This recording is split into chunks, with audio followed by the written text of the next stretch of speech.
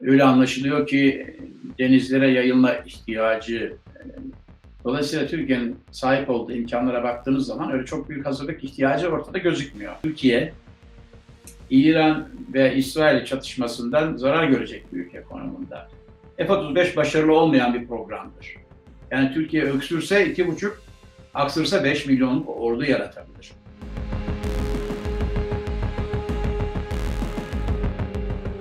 Merhabalar efendim, Süper Haber'e hoş geldiniz. 2026 yılında Türkiye'nin etrafı ateş çemberi mi olacak? Yoksa Türkiye de aslında kendisi bir ateş çemberinin içine girecek mi? Dünyada gidişat ne olacak?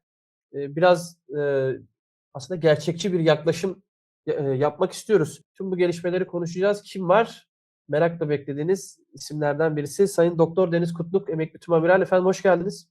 Hoş bulduk Sinan Bey. İyi yıllar, iyi yayınlar. Sağ olunuz. Bu 2026'yı bir analiz ederek başlayalım isterseniz. Tabii bir tahmin tarafı var, analiz tarafı var.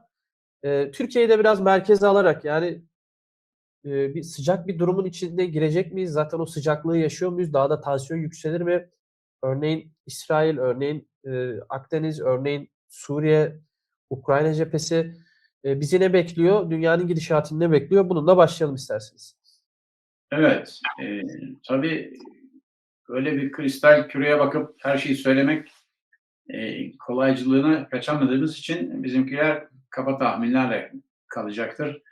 Dinamikler fazla ve insanlar, ülkeler artık önce silahına davranıp sonra diplomasiyi düşünüyorlar.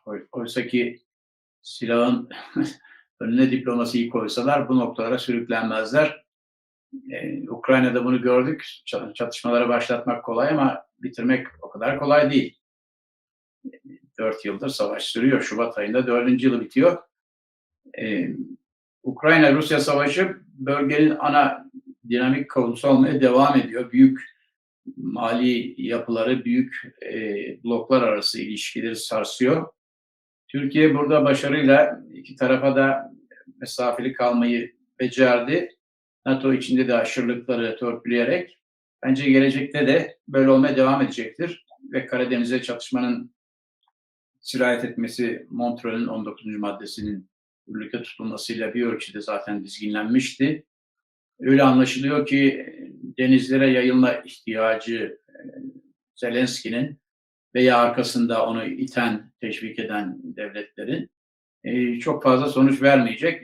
Çünkü Rusya da Ukrayna üzerindeki mücadelesini sınırlı, etkili bir özel harekattan şimdi genel topyekün savaşa çevirme hazırlıkları içinde görülüyor. 130 bin kişilik yeni bir askeri gücü takviye kuvvetlerine katmak üzere hava gücünü kullanma miktarı arttı. Kullandığı dronlar, İHA'lar arttı ve hedef gözettiği yerler savaş alanından içeriye doğru kaymaya başladı. Bu sürece tabii Avrupa Birliği'nin müdahalesi var. Amerika'nın arabuluculuğu var. Amerika'nın geri çekilmesi var. Bu süreç böyle devam ederse Ukrayna Savaşı'nı yılın yarısını bulmadan bitirmiş oluruz diye tahminde bulunmak mümkün. Ondan sonra normalleşme süreci geçer. Türkiye'nin birçok dünyadaki çatışma bölgesinde taahhütleri var. Libya'da varlığı var. Lübnan'da Birleşmiş Milletler gücüne katılıyor. Suriye'de büyük yapısal olarak angajmana girmiş vaziyetteyiz. Bir takım siyasi hedefleri öngörüyoruz ve işte SDG odaklı veya Suriye'nin üniter devlet kalması, toprak bütünlüğü koruması odaklı Türkiye'nin siyasi söylemleri var. Bu hedefler erişilebilir mi, erişilemez mi bunu zaman gösterecek. Şimdilik erişilmesi zor gibi görünüyor. İran bölgede Netanyahu'nun Amerika ziyaretiyle İran-İsrail konusunun gündeme mutlaka girdiğine dair güçlü yorumlar var. Bu ne şekilde girdi bunu tahmin etmek zor. Ama Netanyahu'nun kendisinin stoklarını bitirmek üzere olduğu hava savunma füzeleri mi yoksa F-15 uçaklarını almasıyla kazanacağı daha ilave hava kabiliyetleri mi yoksa bir başka düşünce mi? Yani Amerika müdahale etsin bu defa, ben etmeyeyim. Veya bir önceki 12 günlük savaşın nasıl sonuçlandığı konusunda doğru tahminler yapmak ve bir daha savaşmamak mı? Bunların geliştiğine şahit olacağız herhalde.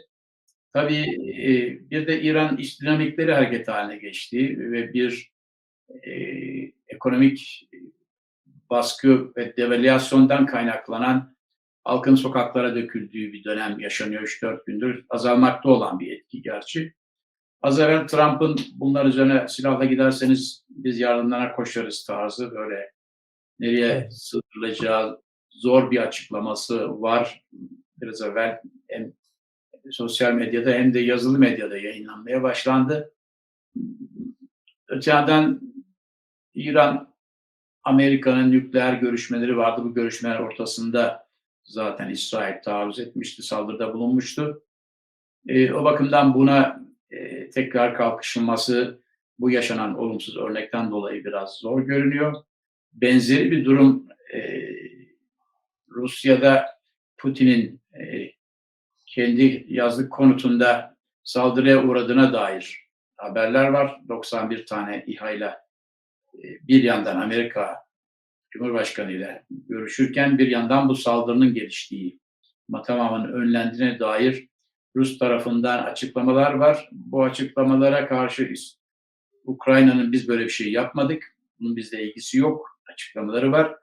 Ortada bir acaba sahte bayrak operasyonu mu var yoksa bir başka bir provokasyon mu var yoksa sadece söylem bazında mı bir şey var? Bu Avrupa Birliği'nin kaynaklı yayınlara baktığımız zaman o ihtimalin de göz ardı edilmemesi gerektiğine dair işaretler veriyor. Dönüp Akdeniz'e baktığımızda Akdeniz'de malum Kuzey Kıbrıs Türk Cumhuriyeti'nin varlığına saldırı mahiyetinde görebileceğimiz kimi adımlar kotarılıyor idi yılın son günlerinde.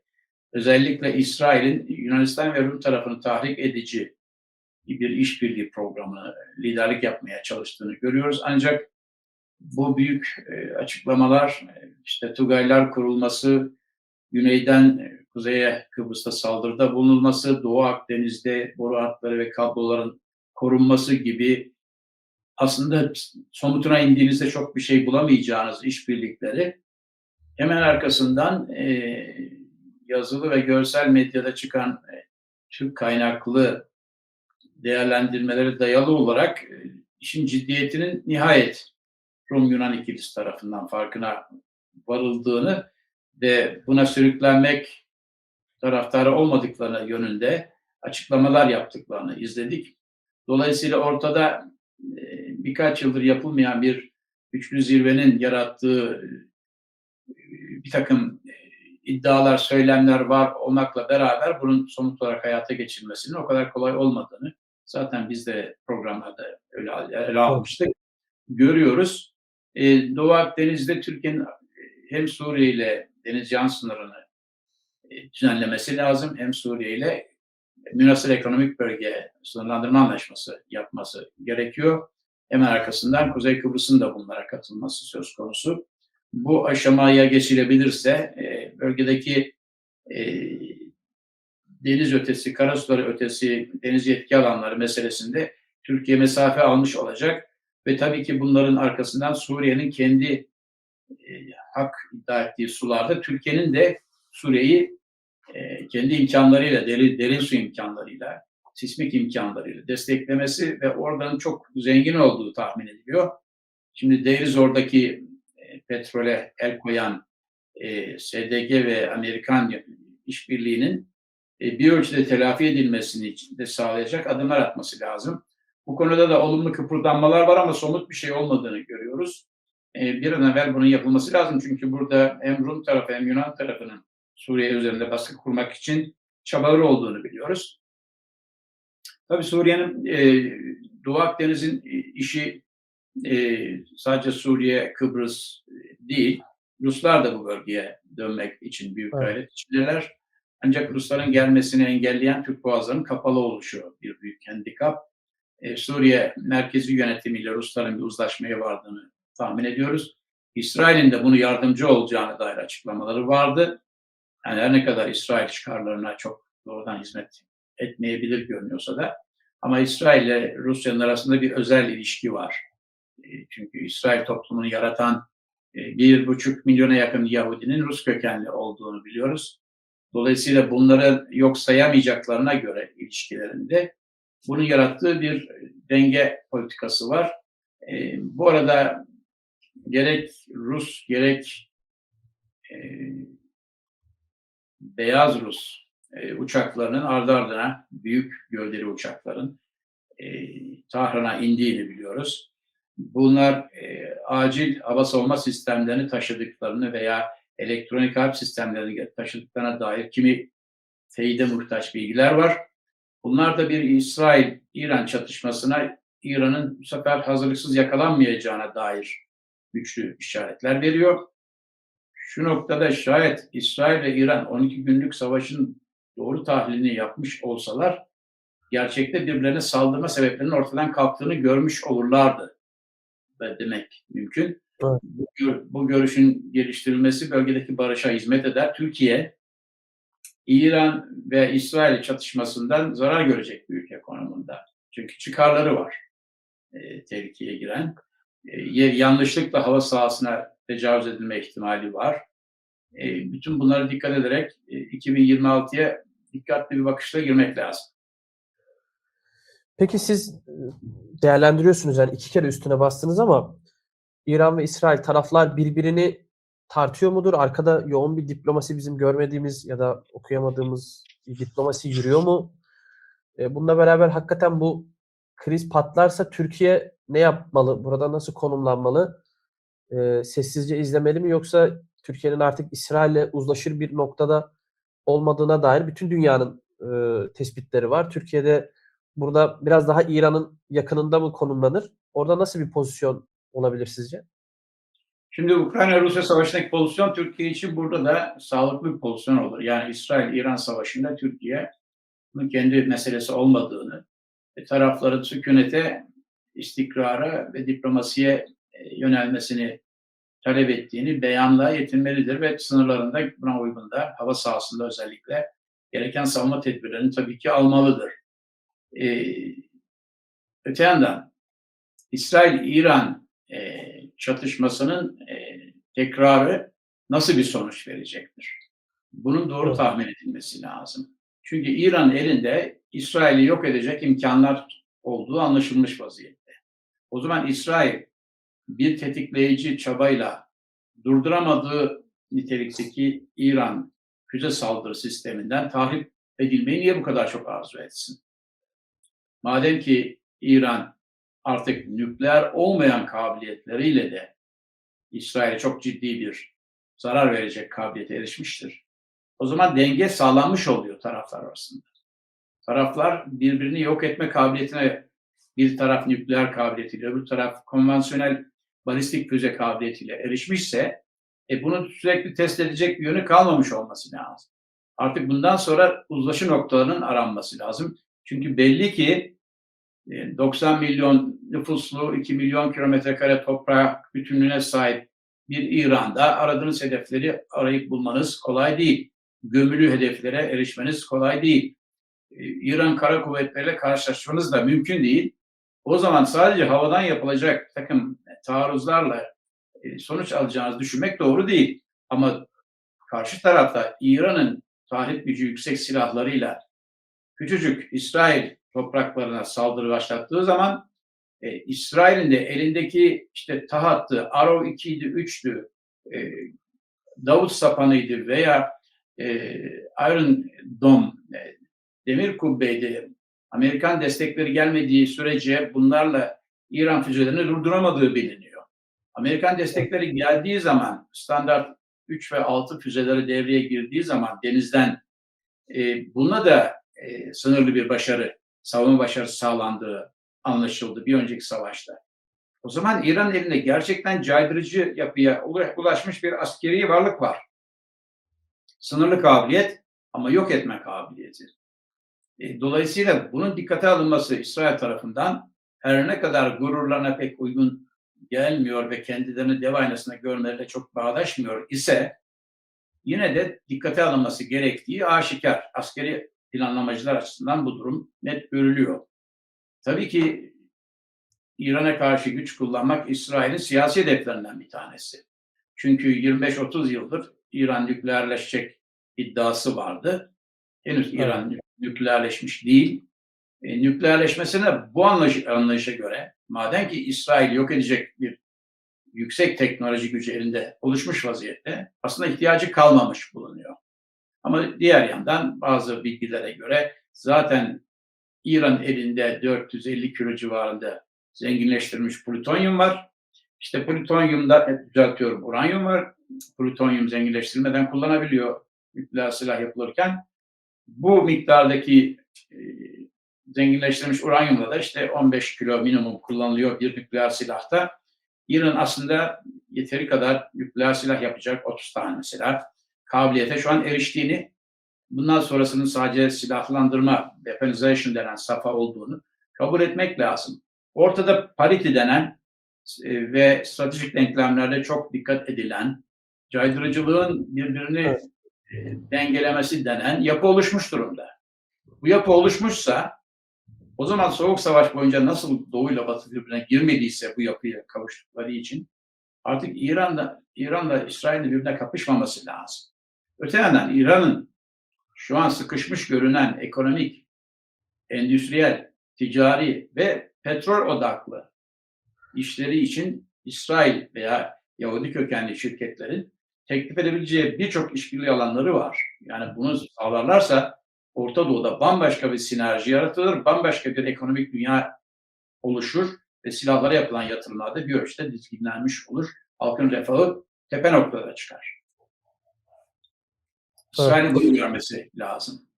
İsrail bu işbirliğini görmüyor, sadece hasmane pozisyonlarda kalmak istiyor. Ama bu pozisyon Netanyahu'nun pozisyonu. İsrail'in çıkarlarına uygun pozisyon bu değil. Evet. Peki İsrail, Yunanistan, Güney Kıbrıs Rum Yönetimi bu ittifaka Türkiye'den de belli oranda yanıtlar geldi ama çok ciddiye alındı mı yoksa usulü bazı yanıtlar mı verildi? Siz bunun aslında bir rutin de bir işleyiş olduğunu mu ifade ediyorsunuz? O kısmını tam anlayamadım ama Türkiye için bir tehlike yaratacak ölçüde bir zemin var mı burada? Yani İsrail, Yunanistan özellikle ikisinin yan yana gelmesi ve verdikleri Evet. mesajlarda bir risk barındırıyor mu? Yani Türkiye buna karşı da böyle bir reaksiyon almalı mı? Ya da hazırlığı var mı? Yeni bir hazırlık yapmalı mı? Ne dersiniz?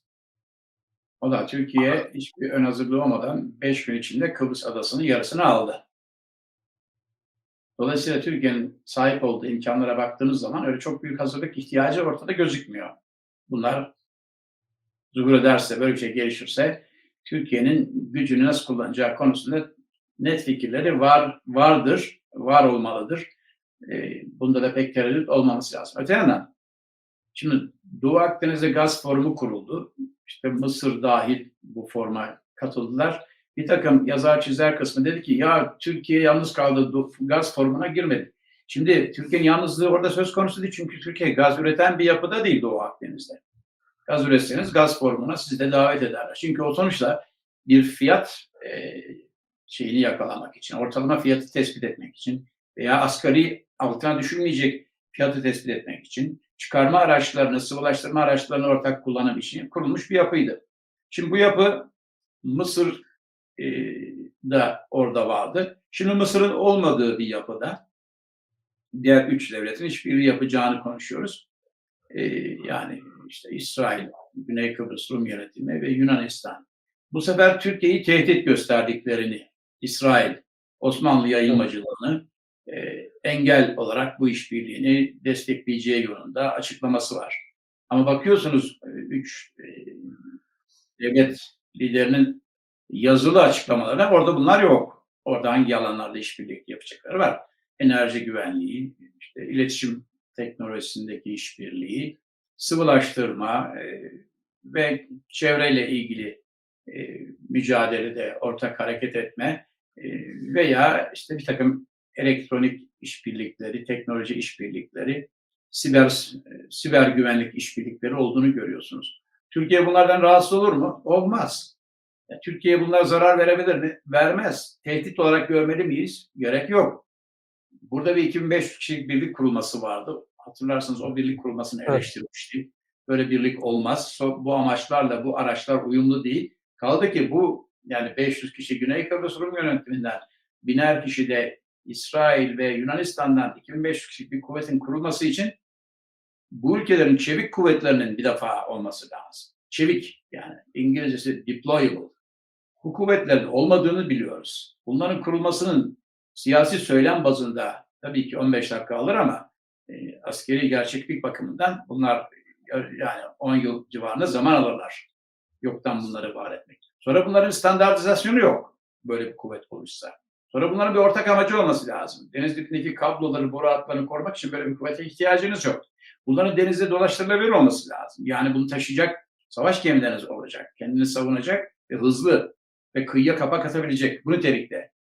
Bunlara ulaştığınız zaman ne yapacaksınız? Türkiye'ye bunlarla kapak atıp istila gücü mü yollayacaksınız? Yani Türkiye öksürse 2,5, aksırsa 5 milyonluk ordu yaratabilir. Şimdi bu ülkelerin nüfuslarını kat kat geçen bir askeri yapı sahibi Türkiye. O bakımdan Türkiye'nin bunlardan endişe etmesi için bir sebep yok. Ayrıca Türkiye bu işlere mecbur bırakılırsa, ki hiçbir zaman temenni etmiyor, mecbur bırakılırsa o zaman Türkiye istediği yer ve zamanda istediği sırayla bunların icabına bakar. Bu da onların işbirliklerini engeller mahiyette bir adım olur. Peki. Devam edelim efendim. Yine F-35 bu kapsamda çok tartışılıyor. Türkiye'nin Yunanistan tarafında da, İsrail tarafında da, Amerika tarafında da Türkiye'nin F-35'leri konusu bir türlü neticelenemedi. Yani Yunanistan'da da bir rahatsızlık var. İsrail'in rahatsız olduğu zaten aşikar. Amerika'da Trump da bu işi bir türlü neticelendiremiyor. Dolayısıyla F-35 bütün bu denklemde güç dengesini bozacak bir şey mi ki bu kadar rahatsızlık var ve Amerika'ya bu kadar baskı yapılıyor? Bizim açımızdan da F-35'i alıp almamak Türk ordusunun ya da Türk Hava Kuvvetleri'nin işte bölgesel reaksiyonlarını ya da silahlı gücünü çok değiştirecek bir yapıda mı? Yani biz 2026 yılının başında bile hala F-35'i gündem yapıyoruz. Artık bir yerde neticelenmesi gerekiyor mu, yoksa bu toplam al-ver dengesinde bir ara başlık olarak mı kaldı F-35 konusu? Evet, F-35 Türkiye gündeminde birinci sınıf spekülatif bir konu haline dönüşmüştür. Artık içi boşaltılmıştır.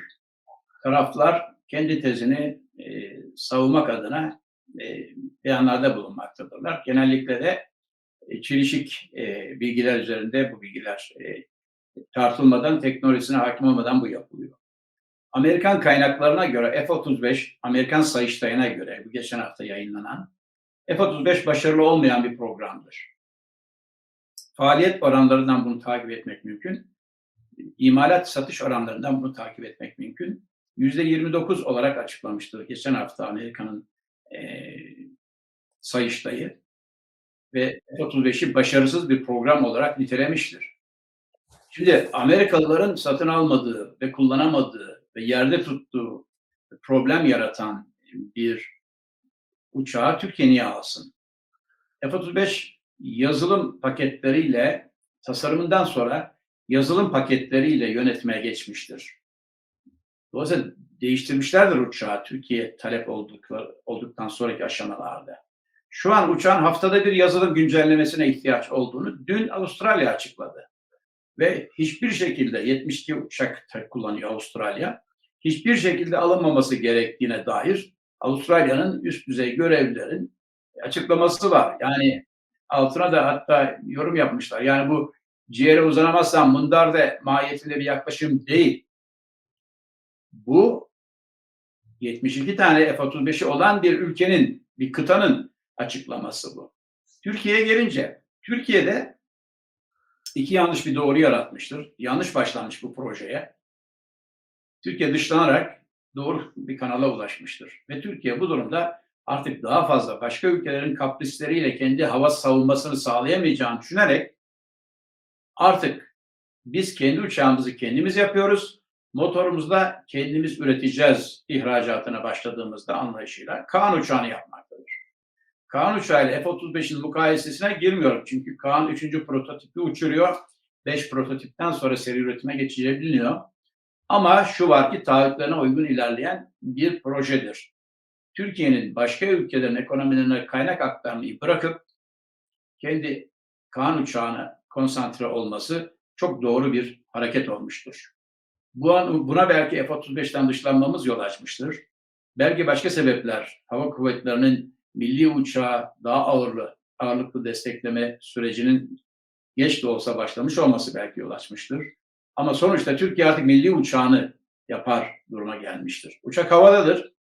Uçak çeşitli testlerini, gelişme testlerini yapmaktadır. Uçağın kaynak ihtiyaçları öncelikle karşılanmalıdır ve bu konuda macera sever düşüncelerden de kurtulunmalıdır.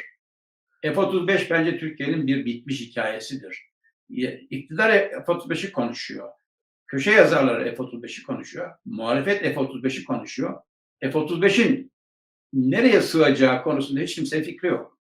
Efendim F-35 şöyle hayalettir, böyle güzeldir. İyi güzel de sizin hayalet uçakları aşacak teknolojiniz var elinizde. Hava gücünüz var, avakslarınız var. Sizin hayalet uçak yapacak kabiliyetiniz var. Siz başkasının hayaletleriyle niye uğraşıyorsunuz? Kaldı ki bir başarısız örnek olduğu halde. Bir uçak yapan satış miktarıdır. F-35 satılmamıştır. 900 tane F-35 var satılmış olan. Şimdi bu kadar az uçak satılınca modernize edemiyorsunuz. Türkiye F-35B'lere talip olmuştur. Ege Anadolu Üniversitesi'nde kullanmak üzere. Şu an anlaşılmıştır ki F-35'in A'sı, B'si, C'si 3 tane versiyonu var. Amerika'da Hava Kuvvetleri'nin, Marine'in ve işte Deniz Kuvvetleri'nin kullandıkları 3 değişik tip F-35 var. Şu an anlaşılmıştır ki iptidai araba firmalarının yaptığı gibi her uçakta farklı malzeme kullanılmaktadır. Yani A, B, C'nin parçaları birbirine %80 oranında uymamaktadır. Bu çok vahim bir... Tamamen kasıtlı bir teknolojik transfer olmaması için yapılan bir şey. Beceriksizlik Sinan Bey. Bu Lockheed Martin o kadar büyük bir şirket haline gelmiştir ki Lockheed Martin diğer şirketleri satın alarak artık bu havacılık endüstrisindeki çeşitli yönetim disiplinlerinden kopmuştur. Zamanla Boeing de bu duruma düşmüştü. Türkiye'den iyi bir ceza yedi, ondan sonra kendine geldi. Üstelik Amerika'nın şu an Kanada ile %99.9 saflıkta yani aerospace alüminyum denen kalitede alüminyum alma yolları tıkanmıştır. Şu an Amerika uçak yapacak alüminyumu tedarik de edememektedir. Bu uçağın üzerinde 30-40 tane hatalı alan var F-35'in üzerinde. Bunların hepsini alıcılar üstlenmek zorunda. Bütün alıcılar Amerika'dan yazılım kodu bekliyor her hafta. Geldi, gelmedi, uçuramıyorsunuz uçağınızı. Kalkışına bile müsaade verin.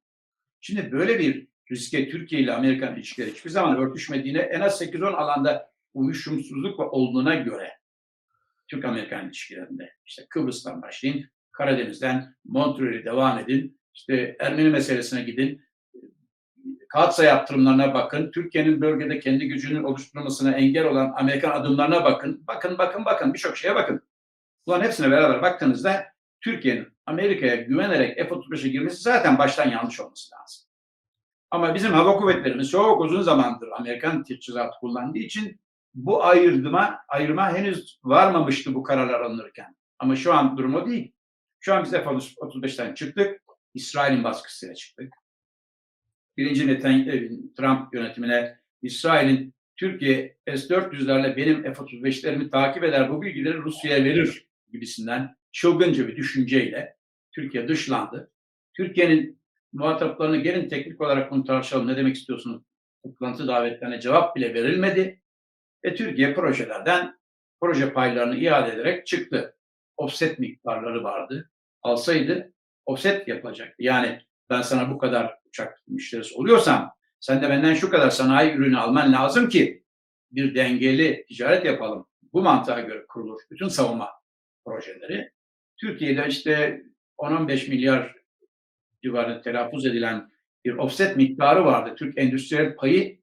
Fakat bu Türkiye'nin zaten siparişlerini aşağı indirdiği için durumun vahametinin farkına varır varmaz Türkiye siparişini aşağı düşürdü bu uçaklarda. O zaman zaten bu payda hızla aşağı gerilemiş idi. Ama buna rağmen F-35'ten dışlandığımızda Türkiye bir endüstriyel payı üretimdeydi. Bu payı aldık, Kaan'da kullanıyoruz. Bu teknolojiye erişti endüstrimiz, Kaan'da kullanıyoruz. Dünya kadar titanyum üretimimiz var, dünya kadar gövdeydi, kanattı, oydu, buydu üretimimiz var. Entegrasyon kabiliyetimiz var. Şimdi hepsi beraber bakıldığında Türkiye artık F-35 ile ilgisini kesmelidir. Müzakere konusu yapmamalıdır. En son ne dedi Trump? F-35'ler konusu iyi ilerliyor ama Türkiye İsrail'e karşı kullanmayacak. Ben biliyorum, güveniyorum, öyle duyuyorum. Türkiye Cumhurbaşkanı ile aramızda bu konuda bir centilmen anlayışı var gibisinden açıklamalarda bulundu. Şimdi siz İsrail size düşmanlık yaptığı sürece bir gün İsrail'le çatışmak zorunda kalırsanız F-35'i kullanmayacaksanız böyle bir silah niye bir daha sahip olasınız? Yani diğer hava gücünü kullanıyorsunuz, F-35'ler yerde bekliyor. Bunlar düşmanın av taramasıyla hepsi elinizden çıkarılacak demektir o durumda. O bakımdan F-35 son derece bulaşık, her tarafa yapışma imkanı olan, başarısız olduğu ispatlanmış bir projedir. Bence Türkiye enerjisini daha fazla F-35 ile ilgili tüketmekten vazgeçmeli diye düşünmek lazım. Evet. Çok önemli notlar, önemli analizler oldu efendim. Sizin eklemek istediğiniz bir not var mı? Yani bütün bu girizgah içerisinde atladığımız bir başlık var mı ya da açmak istediğiniz bir konu? Bütün köşe başlarına ilişkin aslında bir değerlendirme yapmış olduk. Evet, Muhtemeldir belki ki... şunu söylemek Buyurun, lazım. buyurun. Şimdi Avrupa Birliği bir savunma kimliğini oluşturmak mecburiyetiyle baş başa bırakıldı 2025 boyuncaki gelişmeler kapsamında.